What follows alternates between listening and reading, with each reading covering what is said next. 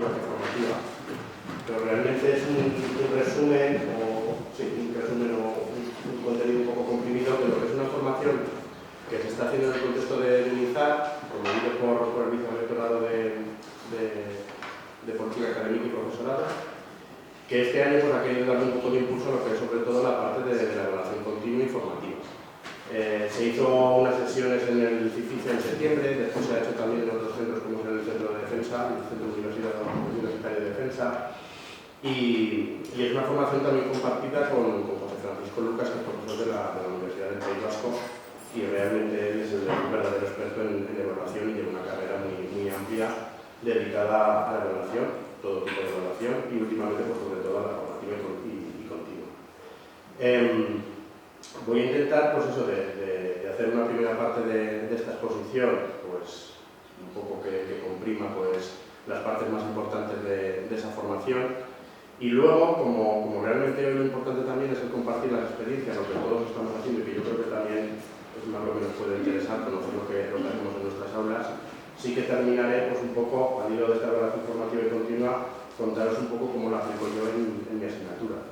Y también un poco contaros la propia evaluación, porque realmente una cosa es la idea que nosotros tenemos de evaluación, lo que queremos evaluar, cómo lo queremos evaluar, otra cosa es la realidad. Y otra cosa también es lo que perciben los alumnos de lo que es una evaluación y lo que buscan con la evaluación. Yo creo que al final son tres puntos totalmente diferentes. Y debajo de todo eso sí que se queda de verdad la idea romántica y filosófica de lo que realmente sería una evaluación, que yo creo que al final pues, todos consideramos y tratamos de ajustarnos a ella, pero lo que se ve, digamos, no es esa idea real de la evaluación, sino que es lo más superficial, lo que más tiene repercusión, que es bueno, lo que al final aparece en un expediente. Entonces, pues bueno, vamos a hacer un repaso de lo que es el concepto, lo que es también la evaluación continua y formativa dentro de lo que son las diferentes clasificaciones. Os haré un pequeño apunte sobre el contexto de la evaluación en la Universidad de Zaragoza, por lo que digo, porque se pretende promover la evaluación continua y formativa, pero luego nuestra propia normativa de UNIZAR dice otra cosa. No es obligada la continua, precisamente es otro tipo de evaluación la que es obligada, simplemente porque lo conozcamos. Y luego, pues a modo de ejemplo, sí que veremos pues, una serie de actividades y herramientas que nos pueden ser útiles para llevar a cabo una evaluación de este tipo. A mí me gusta empezar siempre preguntando qué es evaluar. Seguramente, pues bueno, las palabras que aquí aparecen, medir, corregir, comparar, calificar, poner notas, aprobar y suspender son las primeras palabras que nos podrían aparecer a nosotros, e incluso les preguntamos a nuestros alumnos más, sobre todo lo de aprobar, suspender y poner notas. El proceso acaba con eso realmente, no nos vamos a engañar. ¿Qué es lo que hacemos al final de todo esto? Poner una nota y firmar unas actas. Pero para vosotros, por ejemplo, ¿qué es evaluar? ¿Me podéis añadir alguna palabra más? Hay dos que son clave y que no son. Continuo. Continuo, un continuo. ¿Alguna palabra más? Supervisar. Supervisar. Mejorar. Formar. La de formar, el continuo, que tendría otra palabra similar. Realmente la evaluación, una de las definiciones que podemos encontrar es esta, y al final es que el maestro se tiene que plantear qué es lo que el alumno aprenda, que comprobemos si lo ha aprendido, y si no ha sido así, que volvamos a darle una oportunidad. Esta última parte es la que a veces se queda un poco colgada dentro de lo que es la evaluación real que aplicamos en educación. Y es porque precisamente lo que nos olvidamos son esas dos palabras, lo de que es un proceso y sobre todo que está orientado hacia la mejora.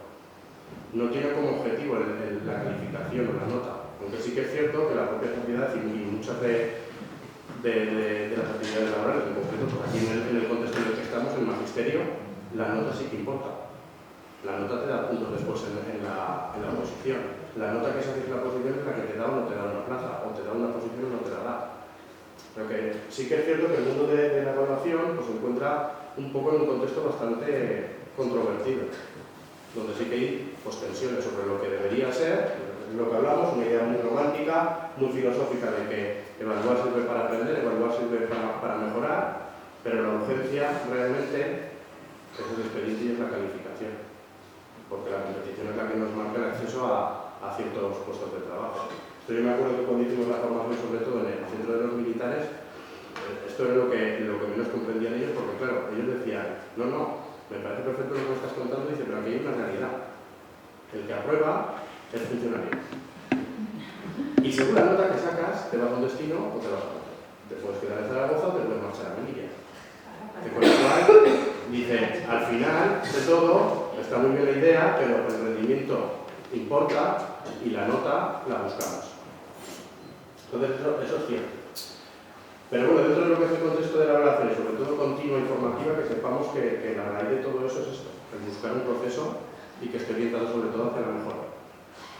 Y recuperando un poco la definición anterior, sobre todo la última parte. Si no pueden demostrar que han aprendido, pruebe de nuevo hasta que lo logren hacer. Entonces deberíamos dar esas oportunidades. Claro, me dicen, entonces con la evaluación continua informativa se aprueba más. Sí, se aprueba más. Esto no podemos decir lo Pues la contrario. pregunta sería si aprende más, ¿no? Más que se aprueba más. No, por lo que te decía, porque al final lo que buscamos es la aprobar. Y lo que medimos nosotros realmente con lo que hacemos podemos decir la cantidad de aprendizaje que hemos generado al 100%. O sea, realmente tenemos medido la cantidad de aprendizaje que cada uno de nuestros alumnos, no exactamente, ¿verdad? Puedes intuir más o menos en qué niveles nos encontramos, pero es más cómodo poner un 7 o un 8 que hacer un informe exacto de lo que ha aprendido un alumno. Es bastante inexacto el propio proceso y evidentemente pues hay que intentar medirlo de alguna manera y notificarlo. Pero es complejo, es un proceso bastante complejo y de hecho pues según cómo se lleve a cabo puede ser también bastante injusto. Hay tres fases principales dentro de lo que es la evaluación como un proceso sistémico. La primera evidentemente es la recogida de información, la segunda parte ya nos toca a nosotros pues, entrar en ese conflicto de reflexiones e incluso de conversaciones con el estudiante y realizar ciertas manifestaciones. Y por último, en base a las otras dos primeras fases, tomar una serie de decisiones. Pero claro, tenemos que tener sobre todo en cuenta que la evaluación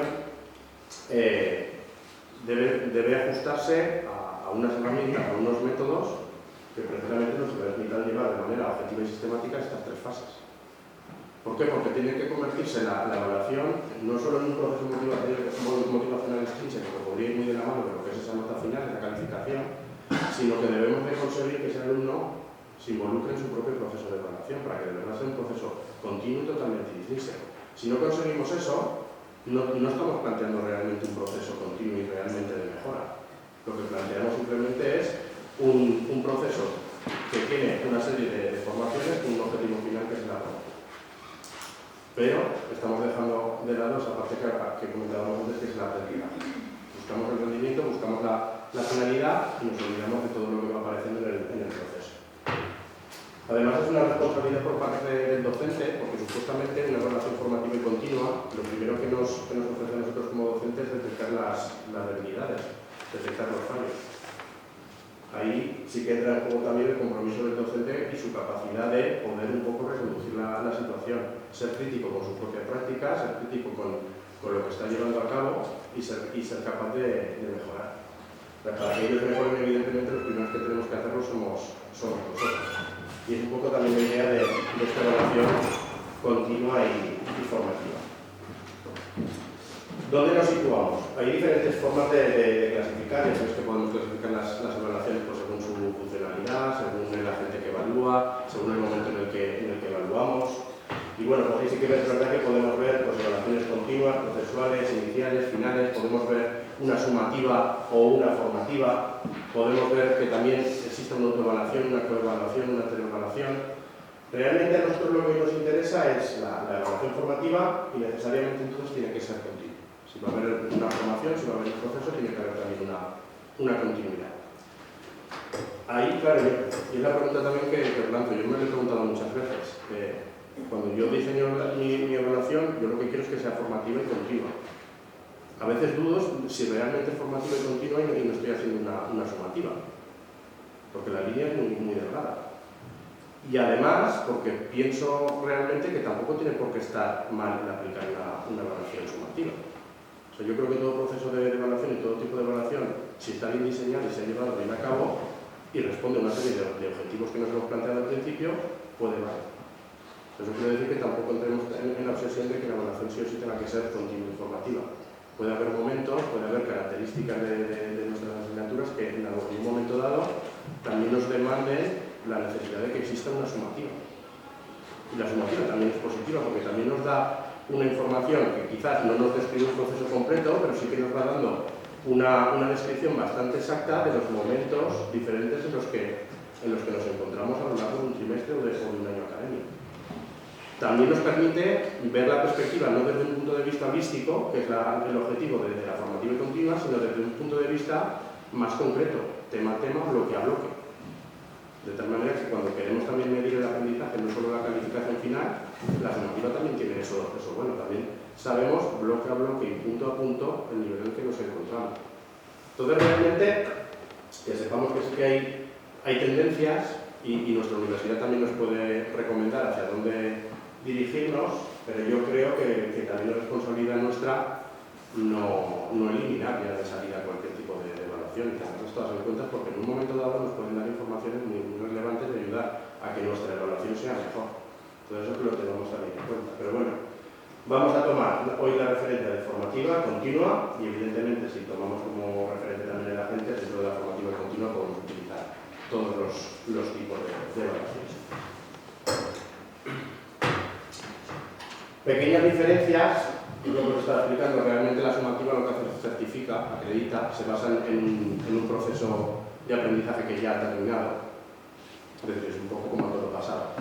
Yo he dado mis clases y ahora me toca saber hasta qué punto mis estudiantes han aprendido o han interiorizado lo que yo he explicado. Y pongo ahí como un punto de control, como una medición, que después se va a ir sumando al resto que voy a ir haciendo.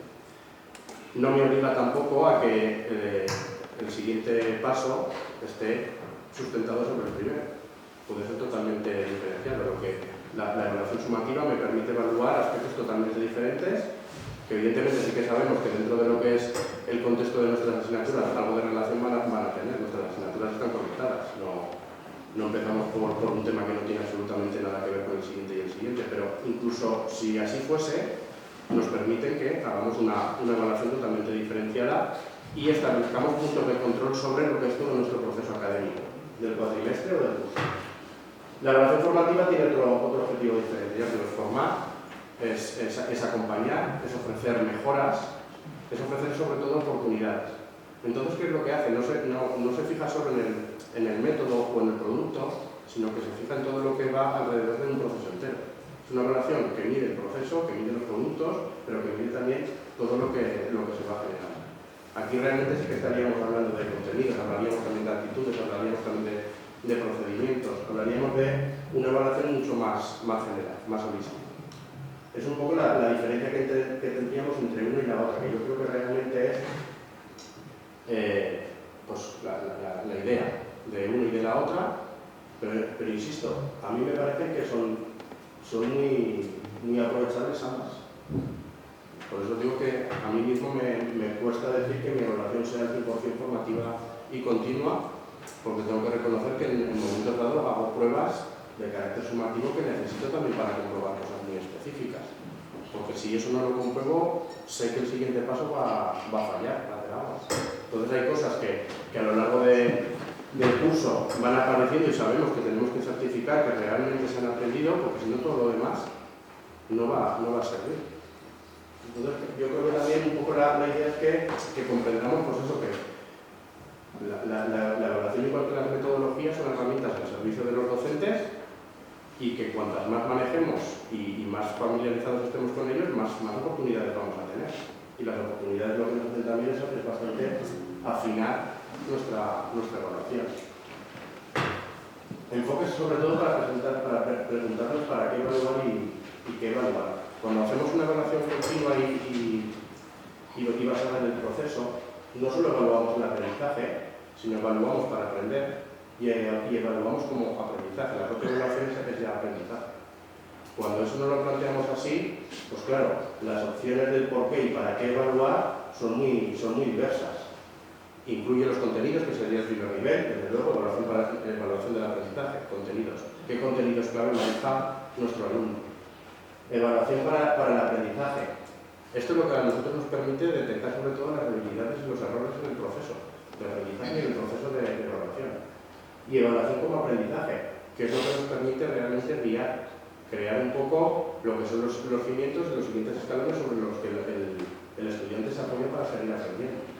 La propia evaluación, si de verdad la planteamos como un proceso de mejora llena de oportunidades, otra cosa es que luego hablaremos de esto, pero otra cosa es también que el estudiante se involucre y lo aproveche.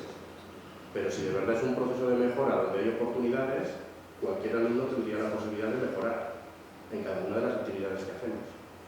Luego sí que os comentaré un poco mi propia experiencia, porque esto sí que, sobre todo este año lo he intentado, y claro, dependemos del nivel de compromiso del estudiante. Puedes dar la oportunidad a los 120 y luego te encuentras que solo 5 aprovechan. Es decir, tú has planteado una evaluación continua y formativa, pero el estudiante ha hecho que sea sumativa. O sea, que una cosa también, como lo decía al principio, una cosa es lo que nosotros queremos, lo que al final sucede y también lo que interpreta el propio estudiante. Aquí hay un poco a tres bandas que o está coordinado y entonces sale bien la cosa, o si no hay coordinación, pues la evaluación continua no es continua. Y por eso que será muy importante que sepamos también, entonces, en ese momento que sabemos que no va a poder ser continua, aplicar correctamente la sumativa. ¿Cómo se puede convertir una evaluación continua en una evaluación sumativa? Tenemos que tener un plan B, porque eso va a pasar. O sea, la evaluación continua y formativa son oportunidades de mejorar. Pero para eso tiene que haber un proceso. Si el estudiante renuncia al proceso, no hay. Entonces, hay que explorar otras opciones. En el contexto de la universidad, fijaros, y es una cosa que critico mucho de nuestra universidad, o sea, estamos funcionando todavía con la normativa del año 96 y con una pequeña modificación del año 2010, que sirvió únicamente para decir, ¿y qué tal si nos planteamos una evaluación continua? ¿Qué tal? Fue una recomendación. Pero realmente a nosotros a día de hoy a lo que nos obliga es a que haya también una evaluación final. De hecho, nos han creado un poco de confusión con esto de la recomendación de la evaluación continua y lo que de verdad dice la normativa, porque muchos de nosotros tenemos, por ejemplo, esto que obligamos a que vengan las prácticas. Hay asignaturas en las que estamos obligando a que vengan las prácticas. Eso va en contra de la normativa. No tienen la obligación de venir a clase y no tienen la obligación de tener una evaluación continua. Lo que tienen la obligación es de presentarse a una final. Y nosotros tenemos la obligación de presentársela. Y es injusto, porque tenemos a una persona que está viniendo a todas nuestras clases, trabajando, haciendo todos los trabajos, los portfolios, y después él tiene que tener la oportunidad de venir a un examen final donde nosotros le presentemos dos casos prácticos o lo que se nos ocurra y si lo saca adelante convalide toda la parte práctica. Pero eso lo dice nuestra normativa. Claro, por suerte sí que es cierto que después la podemos concretar con las guías docentes y si nos permite hacerlo. Entonces esas cosas sí que están bastante especificadas en las guías docentes que después nos aprueban, pues ahí nosotros tenemos un salvoconducto, pero nos podrían venir perfectamente ahí y decir, perdona, yo tengo obligación de presentarme a la final, tú tienes obligación de dejarme presentarme y todo lo demás. Me puedes contar lo que quieras, pero yo no tengo la obligación. Entonces, claro, nos están hablando mucho de evaluaciones continuas, de evaluaciones formativas, pero a día de hoy nuestra normativa, sobre todo, contempla la final. Y lo primero que habría que hacer es darle una vuelta a nuestras normativas de evaluación. Porque, en cierta manera, a nosotros nos sitúan en un lugar de cierto compromiso. En los que nos pueden sacar los colores, con toda la razón del mundo. Estamos planteando evaluaciones continuas, formativas, alejadas de la sumativa, alejadas de los exámenes finales, pero nuestras normativas están diciendo que por favor que existan los exámenes finales. Y es así. Entonces, bueno, pues ya, eso que lo sepamos, que funcionamos todavía con la normativa del 96, con una pequeña modificación del 2010, y sobre todo eso, que la evaluación final la tenemos que dar a todo el mundo porque tenemos esa obligación. O sea, no vale que digamos que... Es que incluso, yo lo reconozco, yo lo hago, cuando me piden la final les digo que por lo menos me tienen que hacer las prácticas y presentarme el portfolio, que sea fuera de plazo. Y sé que está mal, porque yo lo que les tendría que hacer es en ese examen final poner unos casos prácticos que de alguna manera sustituyesen a todo el proceso del portfolio. Porque la normativa nos dice eso. O sea que eso también, si hablábamos de un plan B, en el momento que el alumno renuncia a esta evaluación continua y formativa y tenemos que tener la sumativa, pues tenemos que tener un plan C también, que es el de la final. O sea, realmente nosotros en nuestras asignaturas tendrían que tener 3 diseños de evaluación. lo que queremos hacer, lo que al final realmente hacemos y lo que deberíamos haber hecho, porque nos obliga. Sí. Yo tengo ahí, no sé si hay un momento de No, sí. pero yo tengo ahí un problema que yo tengo con mi asignatura y con mi proceso, y es que mi proceso es trabajar mucho las competencias, hacer mucho, todo tipo de competencias y mi trabajo diario. Pero claro, no lo suplico, no tienen que confirmar porque ya me han sacado la ley y yo sé que la norma, ¿no?, dice que no tienen que venir a la universidad, es verdad. Entonces, cuando hago un producto final para evaluar, lo que yo estoy evaluando realmente se aleja mucho de lo que yo he pretendido formar en paralelo a la teoría. Entonces yo siempre me encuentro con esa dificultad, que no sé si me puedes dar algún consejo, porque luego el caso práctico que evalúa las prácticas no se parece a lo que han aprendido de verdad por otra vía. Entonces yo sé que el que está por esa vía ha aprendido menos y ha desarrollado más competencias, pero le tengo que dar esa oportunidad. Entonces siempre estoy en el dilema de cómo puedo intentar que el alumnado que tira por esta vía llegue a algo similar realmente. Porque podría hacer un examen, no se me ha ocurrido. Es que no va a llegar. No, es que la realidad es que no va a llegar. No, yo se lo digo el primer día de clase, que van a aprender más en lo continuo tal, pero bueno, como tú has dicho, luego la motivación intrínseca es que algunos dicen, bueno, me sale todo aquí y ya está. Es que el problema es que no va a llegar, y claro, y ahí nos encontramos con el segundo muro. Una evaluación por criterio o por norma. Nos dicen que por criterio. Si aplicásemos por norma, ahí es cuando cogemos y decimos, no, espera, sí. Tú te has ido al final, me has entregado esto, pero como mi evaluación se basa en la norma, entonces te comparo con el resto del grupo, con los que han estado viniendo todos los días. Y tú no llegas a esos niveles.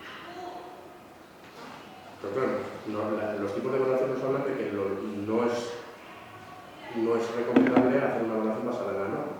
Tiene que ser basada en los criterios. Claro, pues el criterio ahí nos encontramos todos con otro problema, que tampoco puede ser el mismo criterio. Es muy difícil meter exactamente el mismo criterio. Tiene matices que lo que hacen especialmente ayudar que con menos y siga llegando. Es que es algo que yo creo que mira, esto pasa lo mismo que con la metodología. En el momento que hemos empezado a dar tantas vueltas a todo, lo que nos hemos hecho ha sido un lío. Un lío tremendo, porque vamos adaptando absolutamente todo. Claro, ahí ya te digo, lo fácil sería, es que si todo el mundo ha hecho esto y han llegado hasta aquí, pues tú deberías de llegar también. ¿No has llegado? No pasas. Yo creo que tenemos la obligación de dar la oportunidad y sabemos que van a cumplir muchísimos menos criterios que los que han estado viviendo. Pero lo sabemos perfectamente. Ahí sí que estamos abriendo la puerta, pero lo sabemos. Pero también nos obliga. Sí. O sea, ahí no nos queda otra. Pero sí, yo hay muchas veces que también, y este año por ejemplo también me ha pasado, intentar también poner criterios y al final también es verdad que muchas veces tratas de introducir lo que es lo normativo. Porque para generaciones que dicen este año me han trabajado peor pero me han vendido igual. Porque al final es que cuando tienes 120 un poco te vas tú también acostumbrado a cómo trabajan los 120. Eso muchas veces también sucede. O sea pero ahí, por ejemplo, si nos estamos cargando los criterios en esa situación, en la otra también no los podemos cargar. La cuestión es si los aplicamos en ambas o no. Pero vamos, solución difícil, desde luego. Pero sobre todo por norma. Y por limitación por el número de alumnos, porque, por ejemplo, cuando se quejan de que los que tienen que hacer examen global que llamamos a los que no han cumplido con el 80% de asistencia en las prácticas, se quejan de que porque no puedo hacer la práctica en mi casa y enviarla igualmente. Digo, pues porque si se debate en clase, se trabaja, por ejemplo, en microgrupos y después se hace algún tipo de dinámica, eso tú contigo mismo en tu casa no lo puedes hacer. ¿Qué pasa? Que yo cuando me he planteado qué tipo de evaluación podría de alguna forma sustituir esto, lo único que se me ocurre sería un simulacro de ese tipo de prácticas en la evaluación, lo cual es impensable cuando te pueden quedar, nos pueden quedar 40, 50, 60 alumnos que están en situación de examen global, por una razón u otra. Entonces es inviable pensar en 60 exámenes orales en los cuales además tengas que organizar tal, ¿no? Entonces, bueno, pues intentar generar un tipo de caso práctico a resolver que sustituya en cierta medida ese proceso que han hecho. Es imposible que las competencias adquiridas sean las mismas. Ya no hablo del nivel, es que las competencias son diferentes. Bueno, yo en esos exámenes finales lo que sí que trato de hacer es que sea muy poco de contenido, más de aplicabilidad del contenido, que tenga mucho que ver con la práctica del día a día.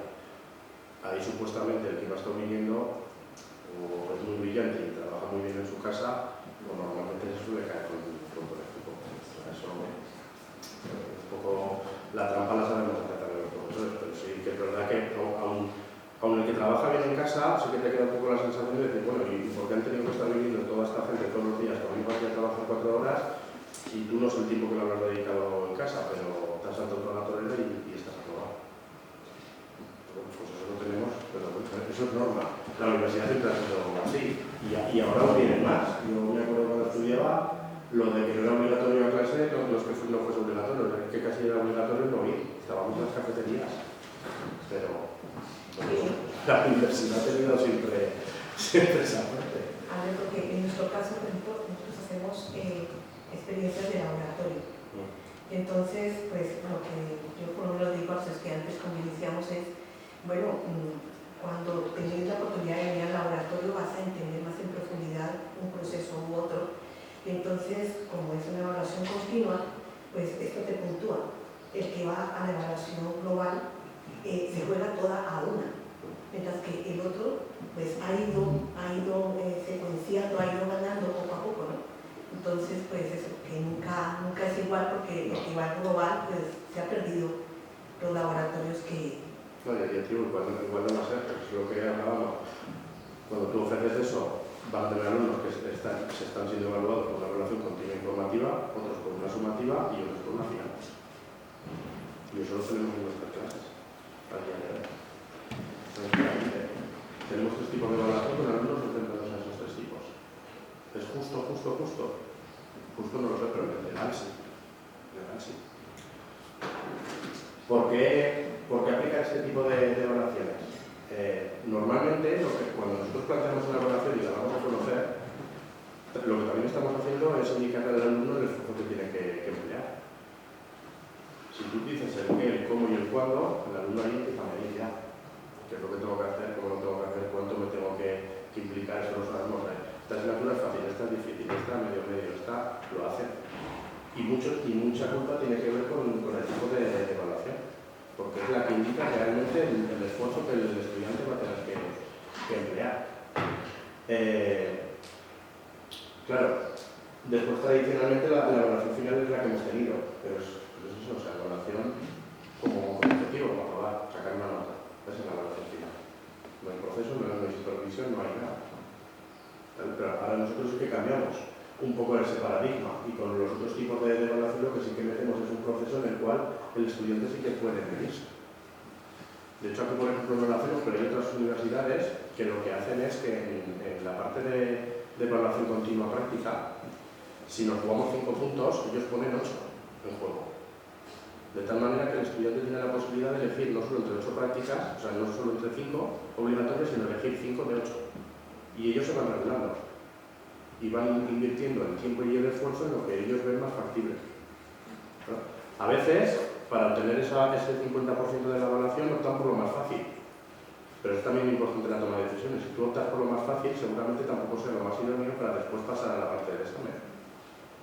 La cuestión es que está montada de tal manera que tú estás ofreciendo oportunidades, posibilidades de decisión, pero luego según cómo decides, la cosa va mejor o va peor. Y a mí me parece muy interesante esa oferta que se hace, que cada uno se regule. Yo voy a pasar de la práctica 1, me voy a centrar en la 3, la 4 y la 5, porque son las que me interesan. Vale. Yo no he hecho. Yo tengo 5 más una y en una eligen y pueden descartar otra, y incluso si alguien aprueba esa parte puede dejar las otras para hacer. Yo tengo un diseño más o menos así. Eso está genial. Yo creo que además les obliga un poco a que sean consecuentes con lo que hacen. Miro las prácticas, elijo bien, y no solo elijo bien para ese momento, sino porque estoy pensando también en el futuro. Incluso ahí sí que consigues que los más implicados hagan lo obligatorio y lo optativo también. Y esa gente, o sea, en el momento que estás viéndose, ya sabes un poco cómo se acaba de situar la clase de cara a las pruebas finales. Y es un método muy bueno, sobre todo para eso, para implicar al alumno en su proceso, para que tenga que tomar decisiones y para que no le aparezca todo estructurado, desde tal día esto, tal día esto, tal día esto y tal día esto. Lo que no, te acabo de abrir el abanico y vas a tener que empezar a decidir tú. Claro, ¿qué ocurre ahí? Que es más trabajo para el profesor. Tú ya no tienes 5 prácticas, vas a tener 8. Te entrenes más o te entrenes menos, vas a tener 8. Y si ya encima te metes en modo continuo, en el que das la oportunidad de mejora, los implicados que te lo entreguen una vez y les des la oportunidad de mejorar y volver a entregar, te lo van a volver a entregar. A mí este año me pasó con unas prácticas, me entregaron 432 documentos. Claro. Yo quise hacerlo así, pues lo emplearon, también os digo, lo hicieron esa vez, en las demás prácticas ya no lo hicieron. Ya no lo hicieron. Y tenían la oportunidad de seguir mejorando un punto, porque sí que es verdad que tenemos que tener claro que el dar oportunidades de mejora en este proceso no es que les estemos enseñando cuál es el camino para pasar del 5 a 10. Yo siempre les digo que si te vas a involucrar y vamos a hacer esto paso a paso, si tú has sacado un 5 yo te voy a dar el feedback para que seas capaz de mejorar hasta el 6. Pero no te voy a poner aquí de mi letra lo que tienes que escribir en tu trabajo para que yo mañana te ponga un 10. Te doy el feedback para el 6 y si me lo encuentras y si me lo entregas y has cumplido, yo te pongo el 6. ¿Quieres seguir? Vuélvelo a hacer. Ahora te doy el feedback del 7. Y vuélvelo a hacer, y vuélvelo a hacer, y vuélvelo a hacer. Vas a mejorar todo lo que tú quieras, pero vas a pasar por todos los años que yo te mando. Y es un poco también lo que es realmente la formativa y la continua. O sea, cuando hablamos de un proceso de mejora y de oportunidades, serán oportunidades pero muy pautadas. No les estamos diciendo cuál es el camino de sacar un 10 y te lo escribo y tú lo copias. No. Yo me adapto al nivel que tú has mostrado en tu trabajo y cuanto peor haya sido, más camino te queda por recorrer. Más trabajo vas a tener que hacer. Y además es un trabajo cansado porque ellos eso no lo terminan de comprender. Te dan el trabajo, se lo devuelves solo con 0,75 más y dicen, pero ¿cómo? Y digo, a ver, estamos ahí, claro. Y vas a decir algo.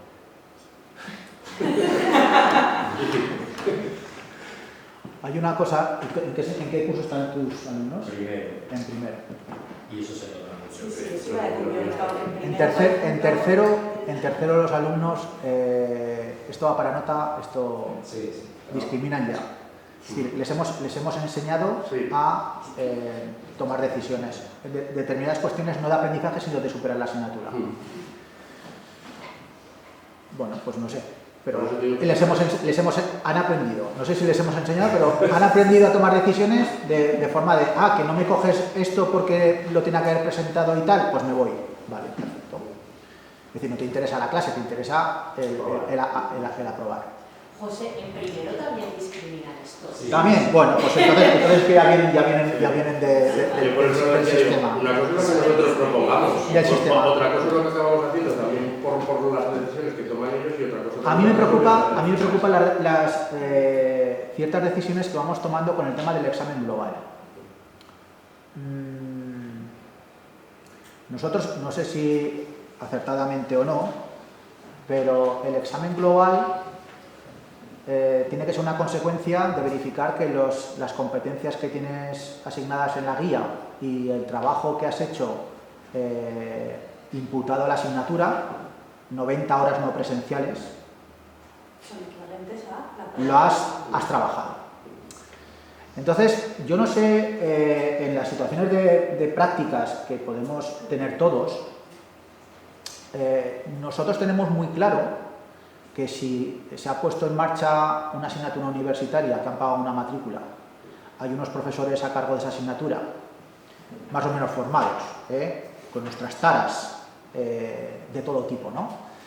Pero hay unos recursos públicos que se han puesto al servicio del aprendizaje de ese alumno para que adquiera una serie de competencias.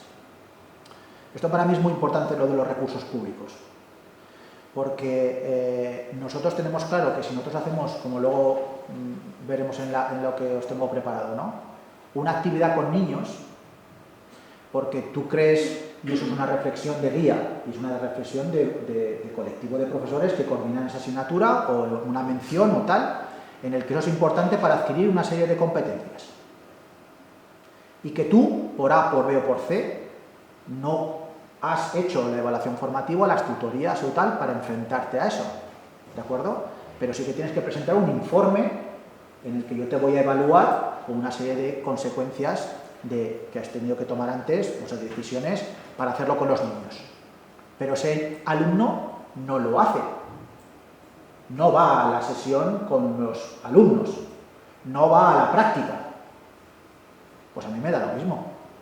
Pero el informe, y forma parte del examen global, va a tener que justificar que ha hecho esa actividad con niños, que ha hecho esa actividad en un laboratorio. ¿Dónde? En la NASA. Mira, lo mismo, porque tú tuviste la oportunidad, con fecha y hora, conocimiento previo, te matriculaste en una titulación presencial para tener la oportunidad de aprender.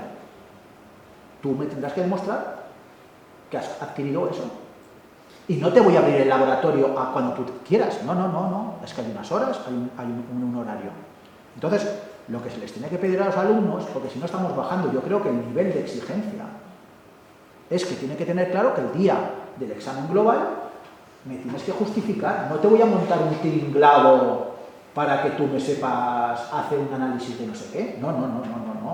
Tú me lo tienes que demostrar porque ha habido 90 horas de trabajo no presencial y otras tantas de 60 horas de trabajo presencial en el que tú qué has hecho.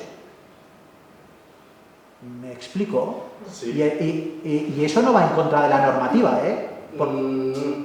Te digo, yo hago lo mismo, es lo que te he dicho antes. Yo llego a la final y Sí. he pedido que me presenten las prácticas que los demás han hecho en clase. No es venir a clase, los habrás tenido que hacer esas horas en algún otro sitio. Pero la norma realmente a mí no me deja hacer eso. ¿Cómo que no? No, porque en la final Sí. tú le tienes que dar la oportunidad de que en un único examen, en una única prueba y sin haber asistido absolutamente a nada, sea capaz de aprobar la asignatura. Sí, pero que me está diciendo Pero lo contrario. la prueba tiene, o sea, La prueba la diseñas tú. Claro, sí. Pues la prueba la que se rellenada en esas Sí. 2 horas de examen. Y luego, sin tu guía docente, lo que os decía, tenemos también el arma de la guía docente, la has dejado todo muy bien concretado, ahí lo tenemos. Pero yéndonos a la norma, es que la norma no quiere decir eso. O sea, luego nosotros la podemos aplicar y interpretar, pero la norma es mucho más sencilla. Nos dicen de verdad que les hagamos un examen a gusto. Una prueba. Una prueba. Sí. Pero tú pones las condiciones de la prueba. Tú pones... Y el alumno es conocedor mucho antes de la prueba que ese día va a tener que presentar esas prácticas, esos informes.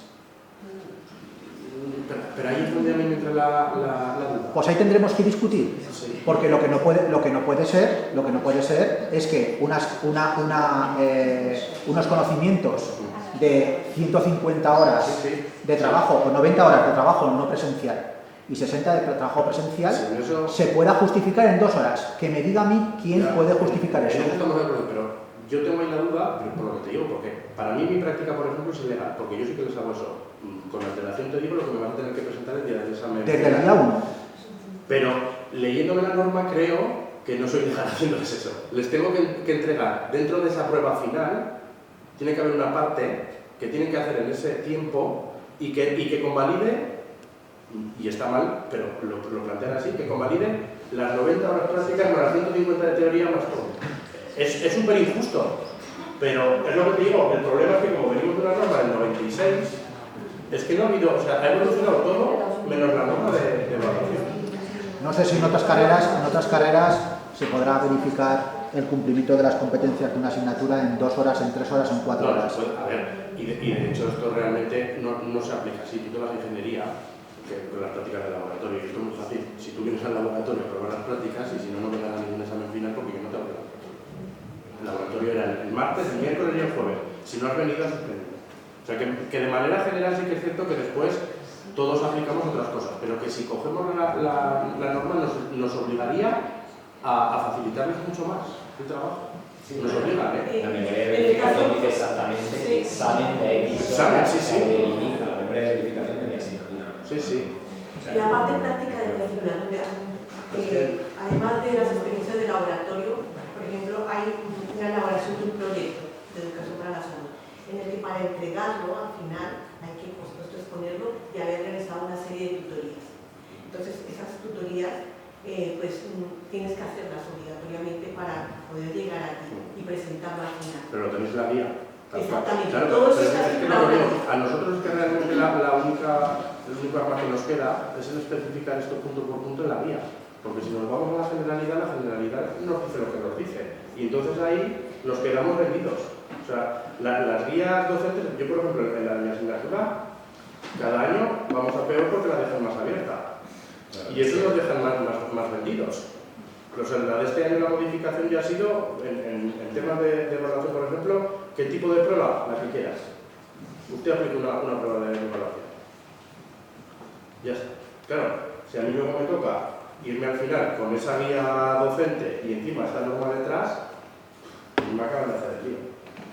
Alberto, y tomando a este respecto, porque claro, en nuestra área también las guías tienen una cierta amplitud, fundamentalmente por lo que respecta a los trabajos prácticos, ¿no? El profesor podrá elegir X tipos de trabajo, X tipos de tareas dentro del listado general, ¿no? Es lo que hacemos, bueno, y sí que especifica la guía que esas tareas pues, se propondrán, se informarán al alumnado el primer día de clase, o sea, así no es un poco sobre la marcha, sino que el primer día se tendrán que hacer 5 prácticas que son de este tipo y que se entregarán estos días, o entregarán un portfolio, como entregarán. Entonces lo que hacemos, o lo que al menos en Huesca, ¿no? los profesores que la impartimos en Huesca, es hacer un complemento a la guía donde colgamos el primer día de clase en Moodle, que está el día de disposición del alumnado, donde especificamos cada una de las prácticas, cómo es, todo este tipo de cuestiones. Yo no sé si es una mala praxis, si lo hacemos bien, o... No, si ya te digo, si nosotros realmente es la guía del único sitio donde nos podemos cubrir la... Pero no es, o sea, no es la guía, es un complemento a la guía a partir de lo que especifica la guía. Si se informaron. Sí, Y la concreción de la guía, como nosotros la concretamos. Pero ya te digo. Pero algunas veces el alumnado de la guía general y dice esto es como discordante, ¿no? El alumnado que no ha venido a clase, pero entiendo que es también una manera de entrar dentro de las ganancias. Es que yo digo, es que si no, lo de la prueba final es muy injusta. Pues es lo que decíamos, en 2 horas vas a tener que demostrar todas las competencias de la asignatura, pues no se puede demostrar en 2 horas, es una prueba de 2 horas. Pero la norma te pone que hagas una prueba de 2 horas y que con eso ya tienes para adelante. Y es imposible, eso es muy injusto, porque lo que digo, o sea, en el magisterio un alumno, una cabecita bien amueblada, en su casa, cuando son los finales, te saca la... Habría que valorar también, Alberto, si realmente qué porcentaje de esos alumnos aprueban. Claro, yo hasta segunda convocatoria no lo sé, pero por ejemplo, de primera convocatoria de primaria es cierto que han sido muy pocos los que la parte práctica han aprobado en prueba global. Y la han aprobado aquellos que faltan a clase habitualmente o porque están trabajando, pero que digamos que tienen un perfil más responsable que el que se queda en su casa tranquilamente. Es decir, que seguramente... Esa es otra, yo más o menos tengo cada año 5 personas que aparecen de la Por eso que es que a lo mejor realmente habría que hacer un análisis general de cuántas personas aprueban, o sea, qué porcentaje aprueban realmente en esas pruebas que son más complejas, que no son laboratorio o que son practicadas. Que son mínimos. Normalmente los chavales vienen a las cosas que Bueno, pues a lo mejor es un porcentaje que sí, Sí, que aprueben, pero pero es un porcentaje así.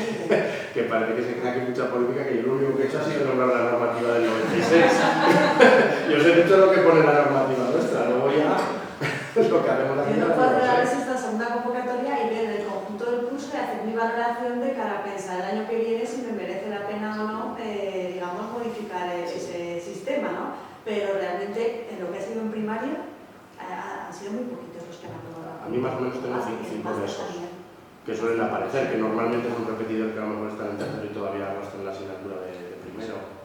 Son pocos. Pero que la cuestión es esa, que es el hecho de que aunque sean pocos te aparecen de repente. Que luego suspenden, que sí, que luego suspenden, pero que la cuestión es que... Que nos duele el alma por los que vienen a clase, atienden y hacen las Sí, cosas, claro. porque a lo mejor es un porcentaje, no lo sé, que habría que valorarlo también. Es despreciable el número de alumnos que optan a ese tipo de evaluación. No, nuestras asignaturas son bastantes. Sí, pues la mía digo, Como la muy teórica, cada año que puedo piensa- tener 5, como mucho. No. Sí, Hay que ser aprobado. Pues con eso que has dicho, si me permite contestar. Espera, que Eva parece que tenía nada más. Bueno, no, tú regulas, que tú estás sí, bien bueno, para todos. pues, Perdona, Manuel. sí. Yo, la cuestión, o sea, para mí la cuestión fundamental es cómo se hace una evaluación continua, porque cuando leemos guías ahora con la coordinación, a veces yo digo, ya, yo creo que esto que tú haces no es evaluación continua, sinceramente, pero tampoco tengo claro el criterio. Entonces, para mí la cuestión fundamental es cómo se hace bien una evaluación continua, porque aquí hay como una caja de Pandora y hay gente que te dice que hace evaluación continua y tú lees eso y dices, mira, o sea, yo creo sinceramente que esto no es evaluación continua. Entonces, para mí esa es la cuestión. ¿Cómo se hace bien? Porque yo tampoco soy educada, o sea, no soy de... La base es que tú crees un continuo, tiene que haber un correlato. O sea, tú en noviembre tienes que seguir aprendiendo lo de octubre, y en diciembre, y en enero, y en febrero, y es ir añadiendo.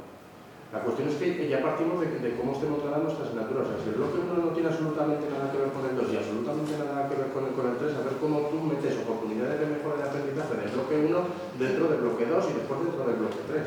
Ahí es donde está realmente lo complejo, pero la evaluación continua lo único que nos dice es que sea un proceso continuo donde continuamente existe la oportunidad de ir mejorando o adquiriendo las competencias que tú has ido presentando ya el primer día. Que no haya un tiempo determinado en el que tú te digas, tú tienes que aprender esto del día 1 al día 20. Y una vez que llegamos al día 20, ahí se han acabado todas tus oportunidades de aprender eso. No vas a volverlas a tener. Entonces, realmente eso es la continua. Pero es lo que os decía, que esto ya no solo depende de cómo nosotros lo planteemos, es que depende después de la actitud del estudiante. O sea, la propia actitud del estudiante y la manera de abordar las tareas que nosotros ponemos puede convertir una evaluación continua en una evaluación absolutamente sumativa. En el momento que ellos renuncien a ese proceso de mejora. ¿Por qué? Porque generalmente nosotros planteamos un proceso de enseñanza y aprendizaje con una entrega de una práctica tal día. Si con la entrega de la práctica termina todo, que nadie pregunta, que no existe la tutoría, que no existe un comentario de la práctica, que no existe realmente una práctica posterior que integre la siguiente, ¿dónde ha acabado esa continuidad? Ha acabado en el día 19 de noviembre con la entrega de la práctica.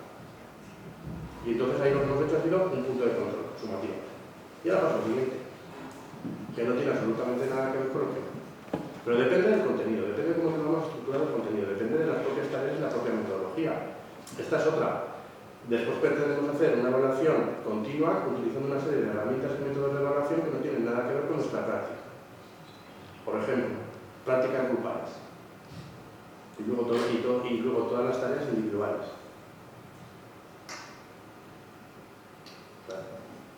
Mi asignatura es cooperativa, es individual. Si van a ser las dos, lo que no puedo hacer es separarlas, es decir, el examen es individual, la práctica es grupal y nos olvidamos de una cosa y de la otra. Dentro de la práctica también tendría que ir metido algo individual. Debería. Lo que pasa es que hay, José sabe más, en temas de ANECA nos obligan a tener trabajos grupales. ¿Te suena?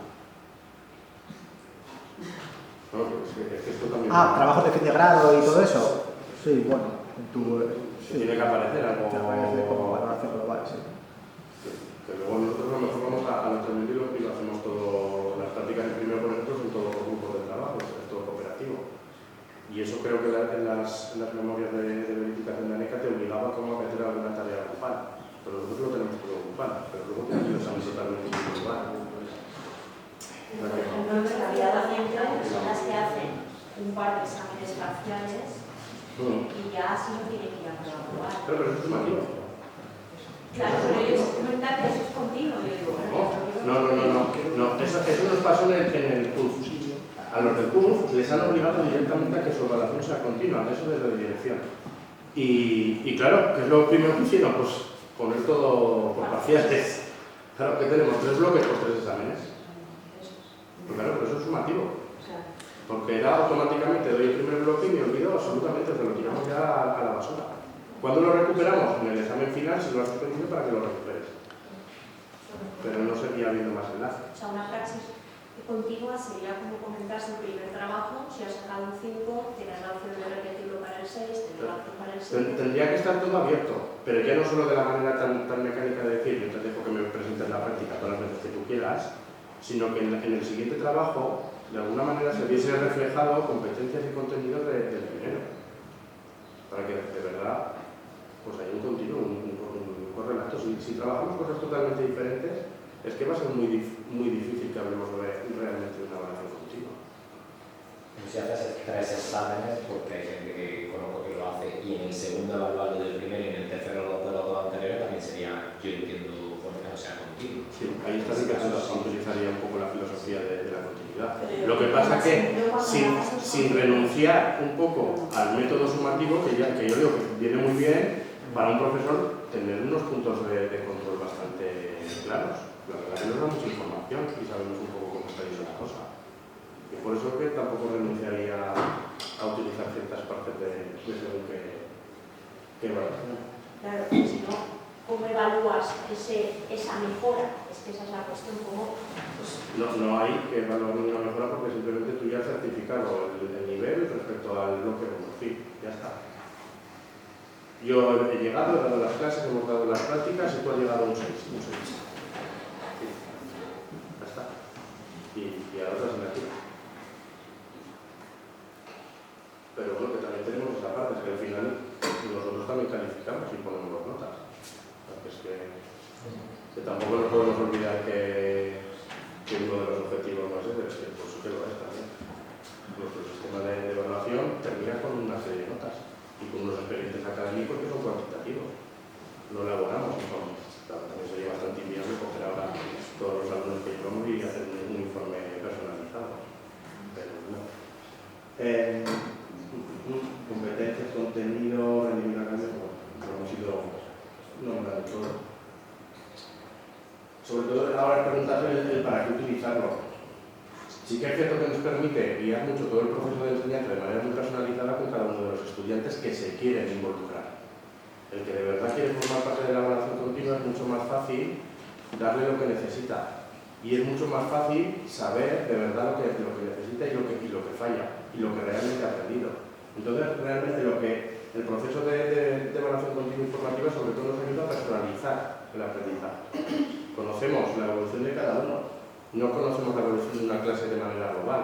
No sabemos si las cosas están yendo bien o mal en términos globales.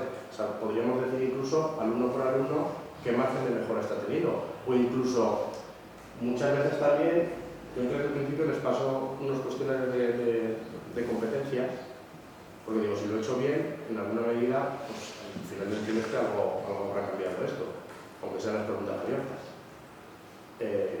Y bueno, pues te das cuenta que has sido un buen profesor para algunos estudiantes, para otros has sido un mal profesor y para otros pues has pasado sin pena ni gloria.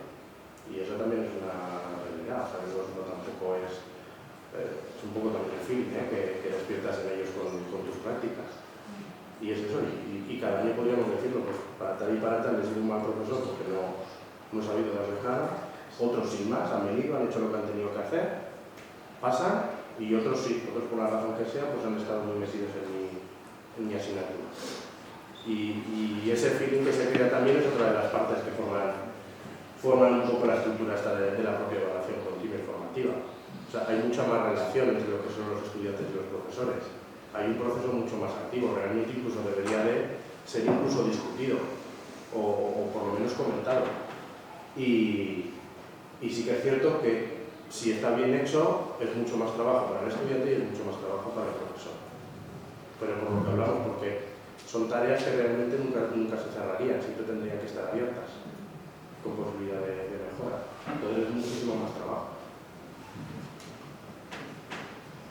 Cuestiones prácticas, sí que es cierto que los estudios sobre todo lo que nos hablan es que cuando queramos hacer esto, que no lo haga un profesor de manera aislada. Porque entonces empieza a haber comparaciones entre lo que se hace en una aula, lo que se hace en la otra, que normalmente sí que nos aconsejan que si de verdad se quiere imponer un poco pues una evaluación de tipo continuo informativo, que sí que sea una decisión a nivel centro y que traten de ir todos los profesores a una. Porque sí que es cierto que lo que podemos llegar a ver en una misma asignatura evaluada de manera sumativa y en esa misma asignatura evaluada de forma continua, es lo que os comentaba al principio, mejora el rendimiento académico, es que lo mejora. Hay más índices de aprobados con la aplicación de una evaluación continua que con una evaluación sumativa. Es así. O sea, eso si cogemos centros por centros y empezamos a mirar notas, la tasa de éxito con una evaluación continua informativa es mucho más alta. ¿Por qué? Porque cuando se empieza a aplicar y vas avanzando, cada vez tienen menos presencia los exámenes como tal. Y en la sumativa siempre lo vas a tratar de hacer por el examen. El examen es el punto flojo de los estudiantes. O sea, realmente también es normal porque realmente les preparamos durante un cuatrimestre entero para un trabajo práctico y el teórico solo tiene un examen. Al final, no hay ensayo, no hay nada. O sea, esto es lo que yo te he impartido, tú ahora te lo estudias y vienes y haces el examen. Es normal entonces que cuando no hay entrenamiento, no hay ensayo, pues tú falles más que con algo que ha sido más continuo. Entonces, ¿cuál es el tipo de evaluación más real? Pues yo creo que depende realmente de lo bien o mal que la hayamos aplicado. Depende también de lo bien o mal que estén diseñadas las pruebas de evaluación, las herramientas, lo objetivas que realmente sean. Entonces depende también mucho, bueno, y también del criterio del profesor. El mismo nivel de alumnos con dos profesores diferentes podrían presentar un rendimiento académico muy dispar tranquilamente, haciendo exactamente lo mismo. ¿Por qué? Porque para lo que uno cree que ya se cubren unos mínimos, el otro, por ejemplo, puede pensar que está muy lejos de cubrirlos. O al revés, o pensar que es la máxima excelencia que se puede alcanzar. Entonces, el factor subjetivo del profesor, la verdad que en este proceso tiene mucho que ver. ¿Y qué es lo que ocurre? Que también tiene más presencia esta subjetividad en la evaluación continua informativa por el tipo de herramientas que se utilizan que en la sumativa. Las pruebas escritas pues, suelen ser más objetivas, es verdad. Podemos atacarlas más de forma más precisa. Y en la continua con las herramientas de, bueno, pues los portfolios, los bitácoras, metacogniciones, según lo que empecemos a utilizar, pues estamos hablando ya de unos productos muy abiertos, muy narrativos que cada uno tiene que aprender a interpretar. Entonces, pero bueno, cuestiones que sí que hay que tener en cuenta pues serían todas estas. Desde luego que también tiene puntos fuertes, sobre todo a nivel de desarrollo de trabajo autónomo. O sea, la evaluación continua informativa es mucho más flexible, está menos estructurada y que lleva, lo que provoca también en el estudiante es que se sepa regular, que se sepa manejar. Pero claro, tenemos que meter cosas como lo que hablábamos antes, Manuel, posibilidades de elección de prácticas, que tú sepas medir tus esfuerzos. Si todo lo volvemos a dejar totalmente estructurado, veremos otra vez que sea continua o que sea formativa. La cuestión es que la continuidad formativa tiene que dar más oportunidades y más flexibilidad. El diseño, pues bueno, sería primero una planificación de la evaluación a nivel interna. Creo que es muy positivo si se hace entre compañeros y no lo hacemos de manera unilateral, el diseño de una evaluación. No sé en otros departamentos, no sé en otras asignaturas, no sé en otras áreas. Nosotros, por ejemplo, en Maestro, claro, aquí en primaria la doy yo solo, pero no tengo ningún tipo de contacto ni con Teruel ni con Zaragoza a la hora de poder diseñar un proceso de evaluación. O sea, lo que nos dice la guía es que cada uno evalúe como quiera. Quien quiera hacerlo oral, oral. Quien quiera hacer pruebas escritas, pruebas escritas. Pero totalmente que cada profesor lo haga. Entonces, ¿qué es lo que pasa? Que si tú diseñas estos procesos de evaluación de manera solitaria, pues tú te lo acomodas. Y ya estás estableciendo el primer sexo, que es hacer una evaluación a tu medida y a lo que tú quieres entender. Ya no solo lo que vas a entender, sino lo que quieres entender después del trabajo. Entonces sí que es mucho más positivo que la evaluación sea compartida. Sobre todo por es positivo que metamos dentro de la evaluación aspectos que a lo mejor no controlamos demasiado, pero nos olvidemos un poco a estudiar, a manejar cosas nuevas. Luego, evidentemente, el segundo paso es que los estudiantes lo conozcan perfectamente en qué va a consistir su evaluación, cómo se va a llevar a cabo, cuándo, de qué manera y cuál es su papel dentro de esa evaluación. Eso es importante, no solo saber qué día y a qué hora se tiene que presentar para hacer algo, sino además todo lo que esto supone. Y lo último, el diseño de las actividades, que es lo que digo, depende mucho de la metodología. Yo ahí, por ejemplo, hago autocrítica y este último año cambié varias cosas por lo que os digo, porque utilizaba un método que después no se correspondía con las cosas que hacía. O sea, yo sí que entiendo que, por ejemplo, el trabajo individual es necesario para establecer diferencias individuales entre los estudiantes, pero este año, por ejemplo, lo que sí que hice fue meter un examen grupal porque creía que dentro de la prueba final, si yo había estado 3 meses trabajando por grupos, tenía que haber un examen grupal. Después había uno individual, incluso había una recensión teórica, había uno de vinculación de la parte práctica con lo teórico, incluso ellos tenían que reformular el propio examen.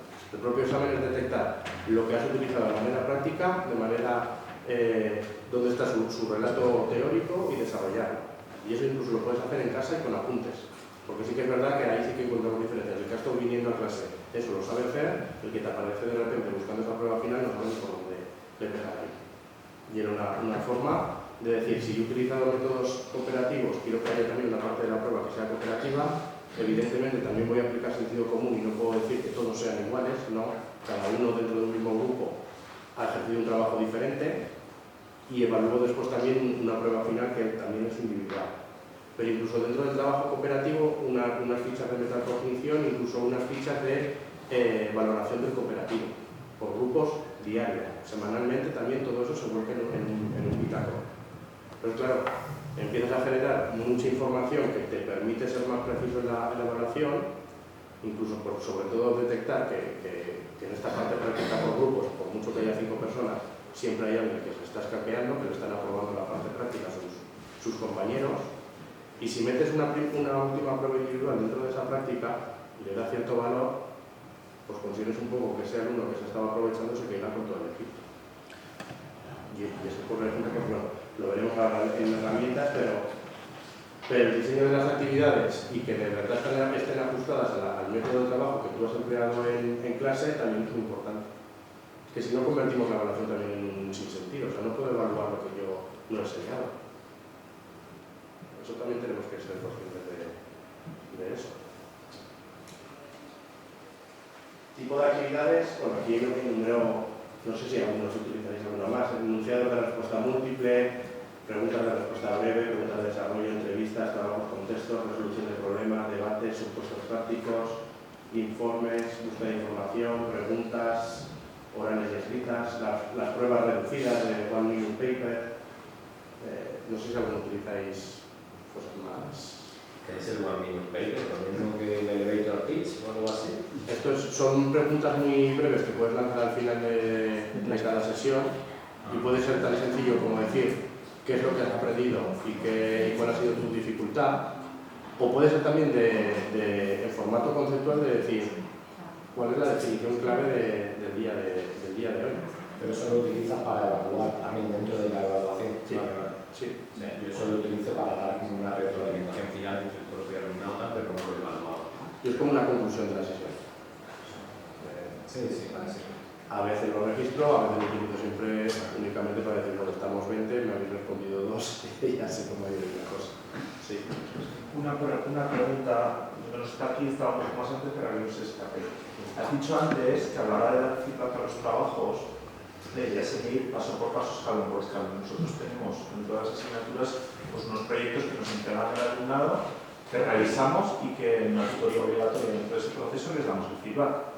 Entonces, inconscientemente, si te encuentras trabajos en los extremos normalmente abajo, o sea, es decir, si te encuentras un trabajo que está suspenso, el feedback que le das, al menos yo, pues suele ser para probar. Y no le sueles decir las cosas que tienen, no sé, conceptos o aspectos de ese trabajo que tenga que hacer para ir hacia el sobresaliente. Y cuando te encuentras trabajos que están bastante diversos, el feedback se lo das para avanzar hacia el sobresaliente. Pero al menos yo no lo hago de manera consciente y premeditada, para este trabajo es un 5 o un 6, solo le voy a decir las cosas del 7-8 o el escalón, lo que considero que es un escalón superior, y no le voy a decir lo del sobresaliente. Entonces, eso está mal y la evaluación formativa bien hecha debería ir únicamente al escalón superior. O puedes decir, bueno, un trabajo aprobado, te voy a decir todo. O sea, un trabajo aprobado de 5 o 6, yo el feedback que les doy intento siempre que sea todo lo que tienes que hacer para tener el trabajo perfecto. ¿Eso sería incorrecto y tendríamos que acotar más el feedback? Realmente sería correcto poder hacer eso desde el inicio. El problema es que yo, por ejemplo, lo hago más acotado por la actitud del estudiante. Cuando le doy todo, pasaban dos cosas. O lo percibo como una evaluación más y aquí hemos terminado. Me dices tantas cosas a veces que... Claro, dice, bueno, pues muy bien. De hecho, a lo mejor incluso lo pruebo. Al segundo día les digo, ¿qué os aparecen los comentarios? Y ya, pero que había comentarios. Digo, sí, había comentarios. Por ejemplo. Pero si yo supiese que se lo iban a leer entero y que lo iban a coger de buen gusto y lo iban a trabajar, pues genial, que al principio hacía eso. Como luego me di cuenta que solo reaccionaban cuando les daba cosas muy concretas, pues claro, si me centraba en el nivel en el que estaban, pues el nivel de crítica era bastante alto. Entonces era un poco como atornillarles para decirles, venga, familia, que no te puedes estar moviendo en este nivel, es que, o sea, puedes ir hacia arriba, pero es que estás a punto también de ir hacia abajo.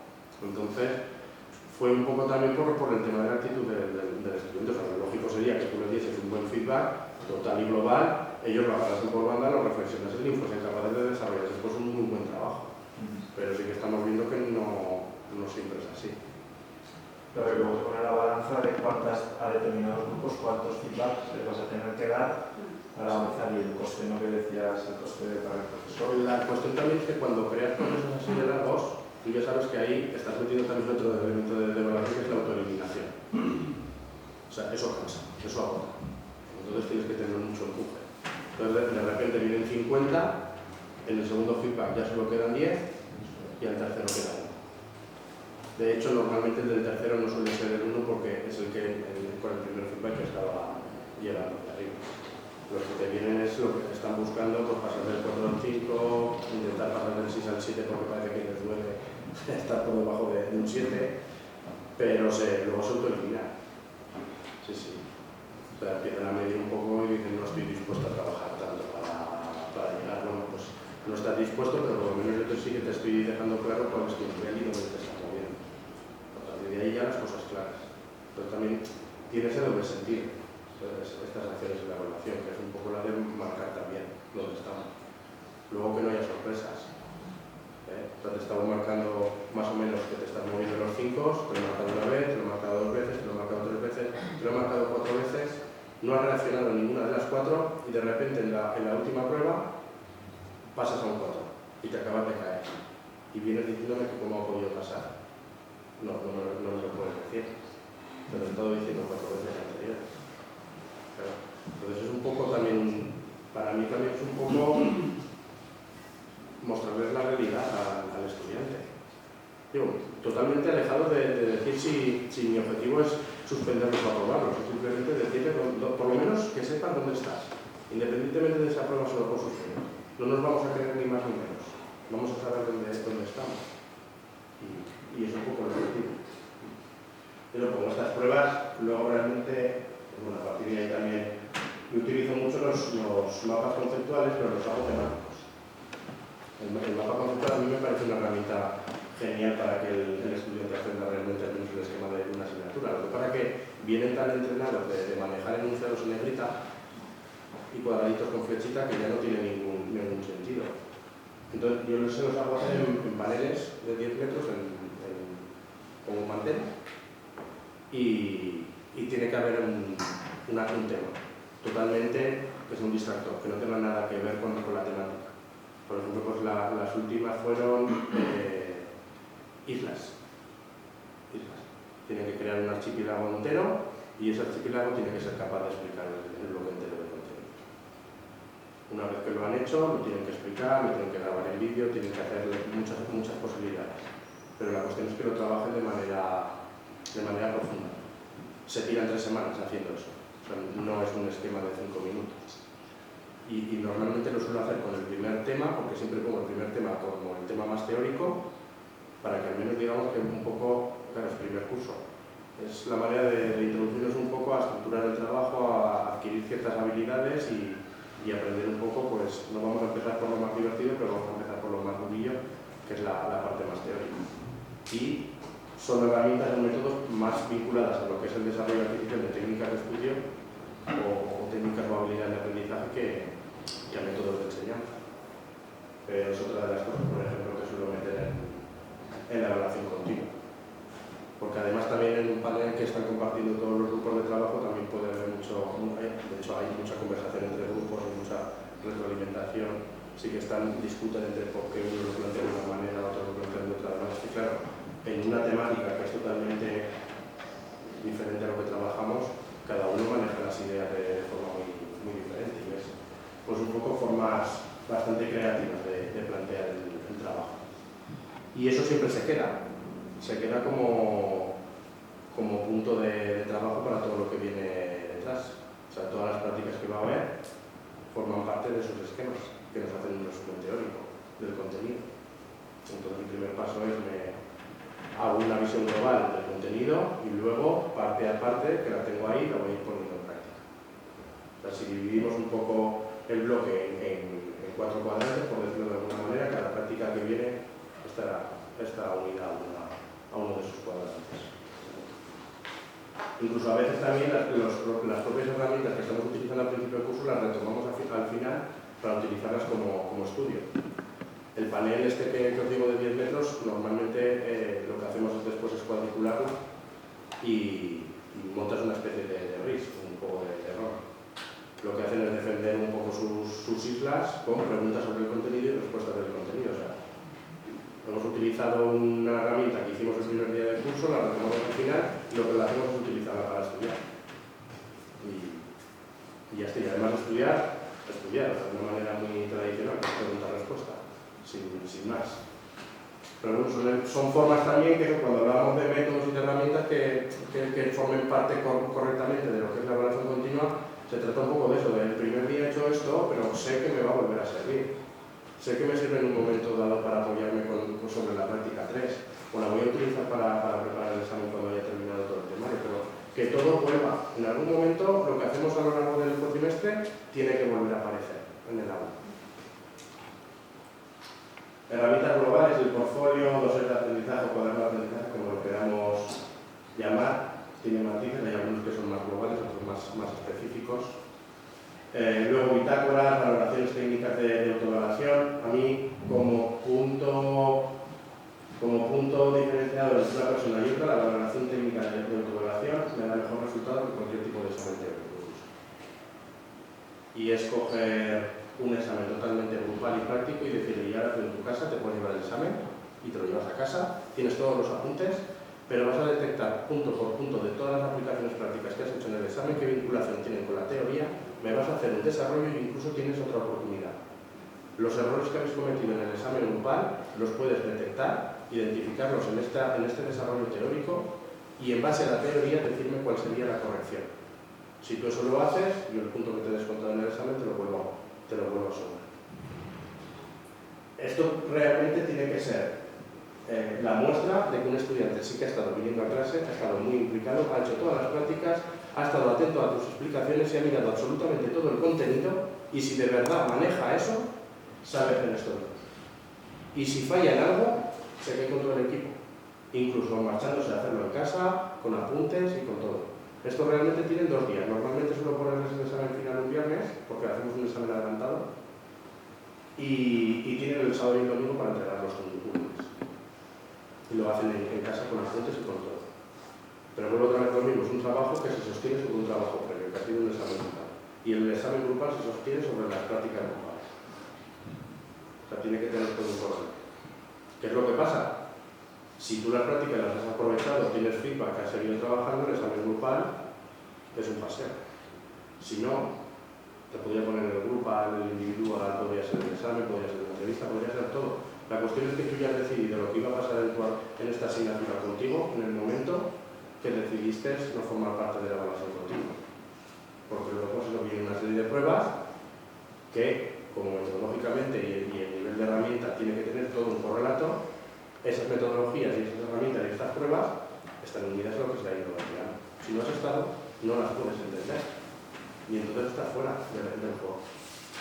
Pero ya os digo, sobre todo las valoraciones técnicas. Todo lo demás, como para medir el proceso, para tener mucha información, pues bueno, el bitácora semanal, pues como trabajan los grupos, una persona cada semana es encargada de escribir en el bitácora lo que se ha hecho, lo que no se ha hecho, cómo se han repartido los trabajos, quién ha fallado tal día, cuándo han estado todos, pues bastante complejo. Los mapas conceptuales para trabajar luego lo teórico, los cuadernos de búsqueda, sobre todo este año por el tema de las referencias a mapas. Era un poco la excusa de decir, oye, ya que estás buscando las cosas, mira a ver si aprendemos un poco a referenciar. E incluso les propuse el hacer una investigación pura y dura, con un diseño de investigación donde tenían que hacer una mini introducción. Pero la verdad que con el cuaderno de búsqueda ni con el diseño de investigación, la referencia ya para un primero y no me ha dado resultado. Y actividades de metaevaluación, sobre todo para involucrarlos en todo el proceso de evaluación, que sean conscientes. O sea, cuando yo les doy la evaluación por mi parte, ellos primero ya han tenido una coevaluación y una autoevaluación. Y comparamos.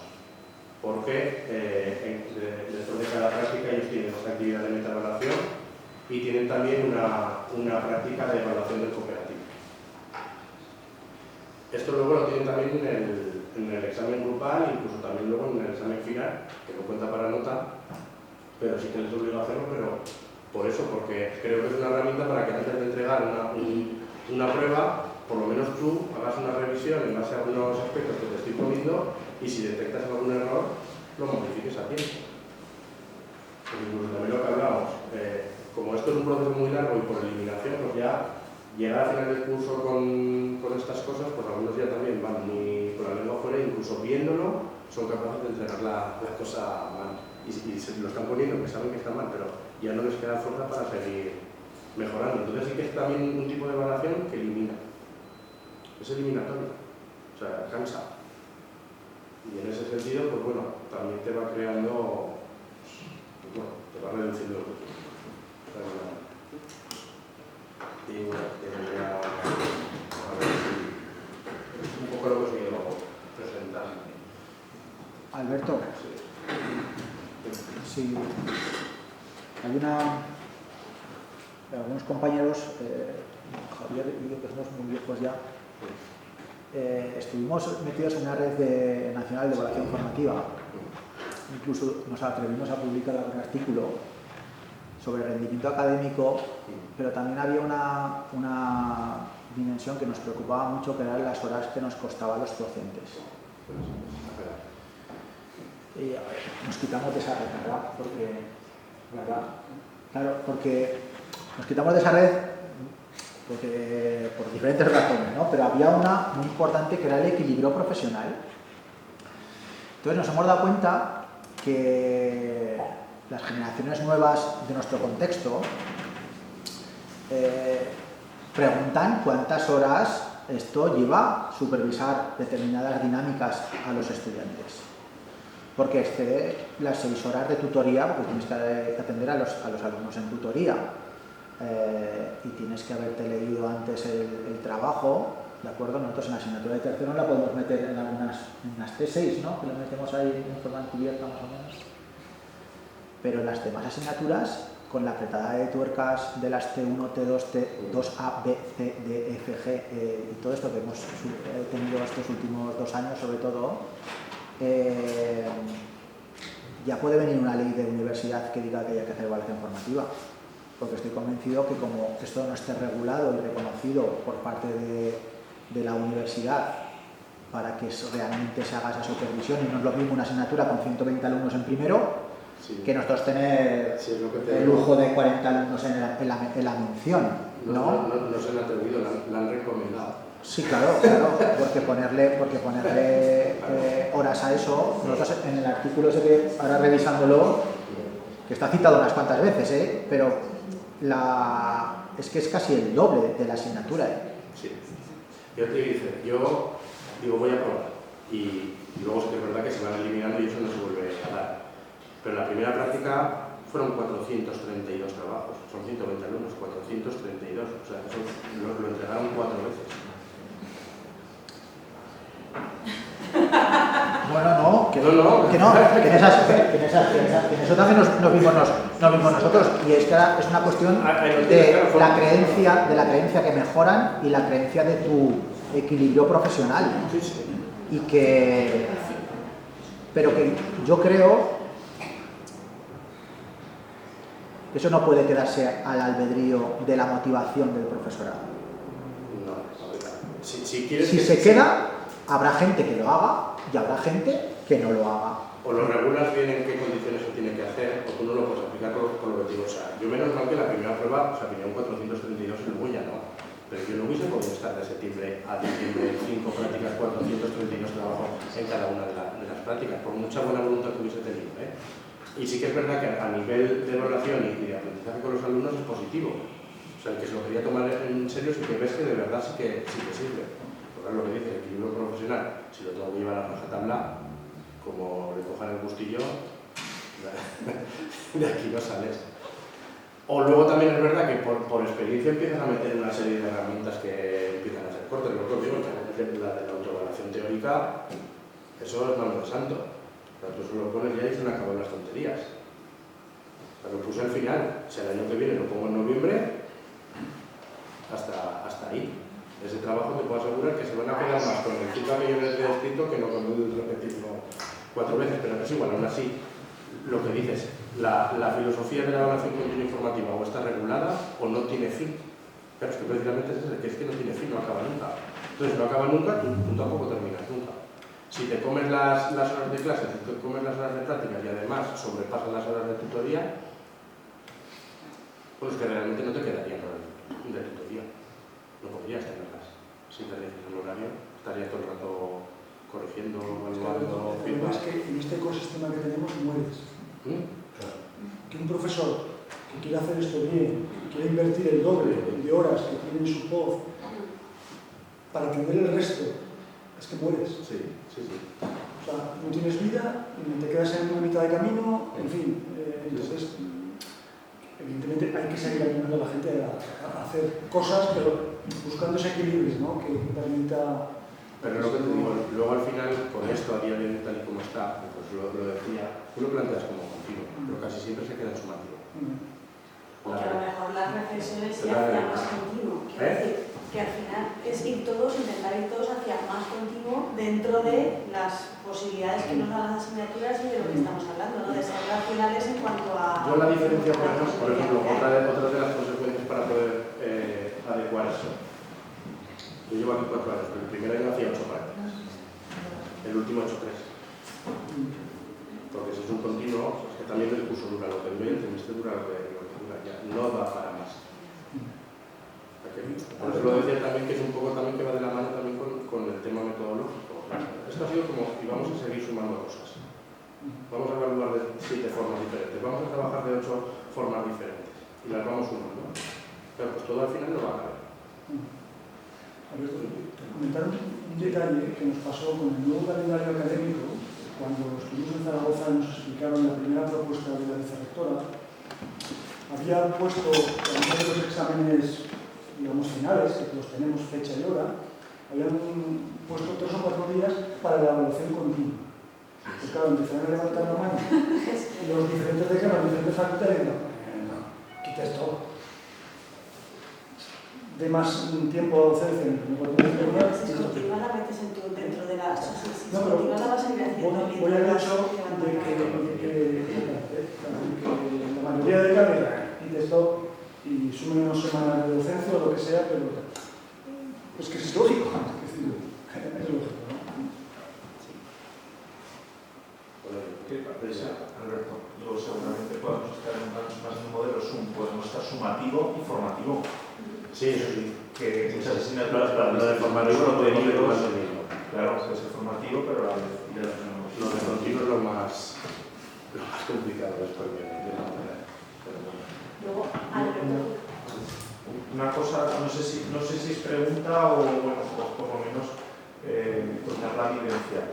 Nosotros hace muchos años en uno de los trabajos que tenemos de tutorización se nos ocurrió la idea de poner actas de evaluación de las reuniones que supuestamente los alumnos tenían que tener para realizar los trabajos.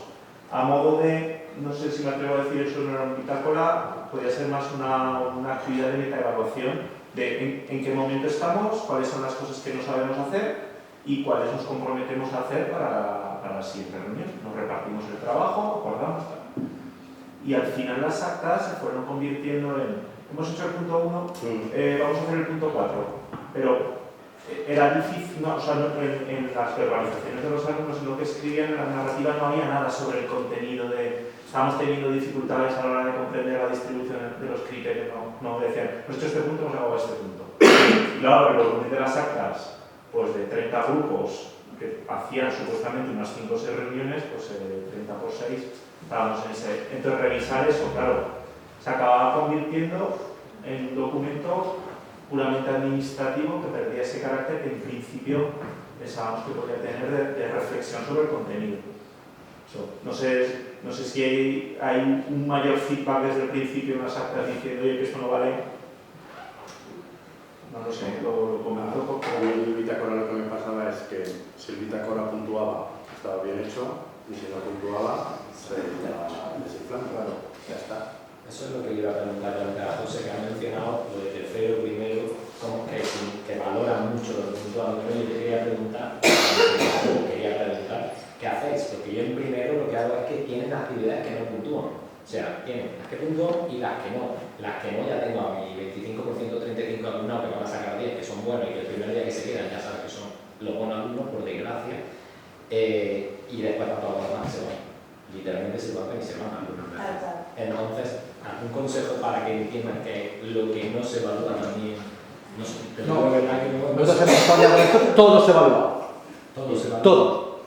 Todas las clases, todas las dinámicas, todas las tutorías tienen su reflejo en la valoración. Pero es que entonces hay que fecharlo. Y claro. A veces que hay una dinámica que surge por las competencias que están viendo que se discuten, que dicen, venga, vamos a hacer una pausa de un 15 minutos, yo hago el funciona así. Y digo, esto no se evalúa, pero los últimos 20 minutos de esta clase lo vamos a dedicar a esto, que veo que es una carencia que podemos mejorar. Y entonces te dicen, ¿pero se evalúa? No, pero es una carencia que tenéis, me puedo ir antes. Yo siempre digo lo que te diga, porque yo soy un padre.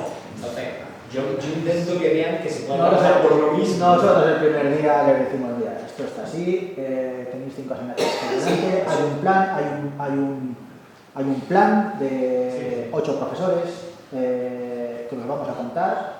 Este es el menú pedagógico y este os lo vais a poner. Claro. Es un menú que os lo vais a poner. Y os justificamos el por qué creo que es bueno que os lo camáis. Lo digo la primera persona porque generalmente esa primera clase la lidero yo. Y es que hay cosas que yo creo que hay, después del esfuerzo, del contacto con los centros educativos, con ciertas dinámicas, que es que lo que digo yo de los recursos públicos, es que no sé si hay que darles opción a opinar si me parece mejor o peor, que esto es tal o cual. Entonces todo es susceptible de ser valorado. Es más, ya estos últimos años la evidencia o la prueba o la situación de clase puede ser antes, puede ser durante, puede ser al final. Sí, eso hago yo, pero sí, eso me pasa. Entonces, y que no les justificamos, es decir, que esta es la dinámica de la asignatura, si te interesa bien, si no, no, esto es lo que... Sí. ¿Me explico? Entonces, a lo mejor desde fuera parece que está vaya tío borde, ¿no? O vaya... Pero es que... No, pero esa disciplina es necesaria. O sea, José, que vosotros también en educación física es que ahí vosotros también lleváis años de adelanto. Que a lo mejor es una tara que tenemos de este año, por ejemplo, lo que ha sucedido en la mención nos va a obligar a tomar determinadas decisiones. Y es que los alumnos, en los proyectos que luego vamos a haceros mención, no tenemos nada puesto en la guía, sino que es globalmente un porcentaje de la guía. Entonces los alumnos ya este año dijeron, pero ¿hacéis la media? Claro, entonces cada proyecto tiene su porcentaje. Entonces dijeron, a ver, o sea, yo hago bien este proyecto que vale un 40%, este bien que le hago un 40%, a este de 20% que no te lo presentan. Claro, eso digo. Sí. Entonces hemos tenido dinámicas de grupos en los que de los que no venían, o sea, ni a las tutorías ni luego a revisar la prueba. Entonces, claro, ¿de verdad? Entonces este año, pues seguramente todos los proyectos tienen que estar aprobados. Pero eso tiene que ser un acuerdo entre centros, profesorados... No, entre centros no, entre los profesores de las escuelas, que es una guía común de la... Me refiero, claro, en mi asignatura que somos varios... Sí. En la escuela todos vamos por este camino. Entonces... También es cierto que es verdad que a mí me da rabia que no exista ese gusto por aprender. Claro. Que me da igual que quiero venir a... Y esto lo haces ciego. Manuel, que esto lo haces... Esto lo haces por 6, 7, 8, 9 de este año de 40. Que la gran mayoría, pero es que te da rabia que haya gente que se escape que sea estratega en esa dirección. Primero, si tú publicas a qué hora vas a hacer un cuestionario, tienes que no estar en clase, te lo contestan desde casa. Y a mí me ha pasado que, por ejemplo, digo, bueno, pues lo dejo oculto, Entonces yo voy con el funcionamiento normal y activo el cuestionario en el momento en el que corresponde hacer el cuestionario en vez de que vean a qué hora va a ser. Bueno, pues yo tengo gente, se las lo prometo, he tenido gente en el aula que abre el cuestionario, hace el cuestionario y haya pasado media hora de clase, 40 minutos, 50, en cuanto han hecho el cuestionario se van. O sea, tal cual. El tema fundamental es porque de 137 alumnos que yo tengo en primer curso, 130 obtendrán un grado de magisterio. Es que ahí está el tema, porque no nos quedamos solo con los alumnos que tienen ese gusto por aprender y esos son los graduados y esos son los futuros maestros y maestras. Es que si de 137 todos van pasando, al final los que están muy motivados por aprender, que es un pequeño porcentaje, pero primero lo ves y lo hay, que vienen motivados y que tienen ganas de aprender, entiendo también su desmotivación a lo largo de los años, porque tampoco luego las calificaciones son tan diferentes con el que está desmotivado y hace mucho menos, porque tendemos a, o por lo menos yo voy a hablar por mí, pero se tiende al aprobado, a facilitar, a que llevan TFGs que son de querer arrancarte los ojos y los apruebas, porque cómo le vas a dejar con el TFG. Entonces es que yo creo que el problema es mucho más de fondo, ¿no? Porque tantos graduados en magisterio. Y el problema es, ya verás, voy a decir una cosa que negaré que la lectura de